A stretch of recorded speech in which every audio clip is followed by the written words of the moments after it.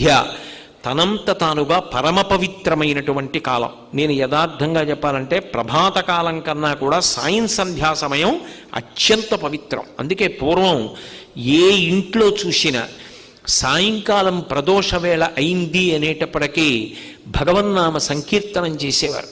నాకు బాగా జ్ఞాపకం, మా చిన్నతనంలో సాయంకాలం అయ్యేటప్పటికీ మా అమ్మమ్మగారు స్నానం చేసి వచ్చి కూర్చుని ఆవు పాలు కచ్చిక, ఆవు పేడతో చేసిన పిడక కాల్చిన కచ్చిక అక్కడ పెట్టుకొని పాలల్లో చేయి ముంచి కచ్చిక ఇలా ఇలా అని ఒత్తులు చేస్తూ ఏదో సాంబ సదా శివ సాంబ సదా శివ సాంబ సదా శివ సాంబ శివ అని రాత్రి 7:30-8 గంటల వరకు పాట పాడుతూనే ఉండేది.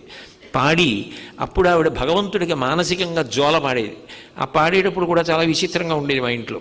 మరి అమ్మమ్మ గారు కదా ఏదో జోలంతా పాడేసిన తర్వాత ఇవటూరి వారింట బాలకోమార్తెవై బంగారు పువ్వుల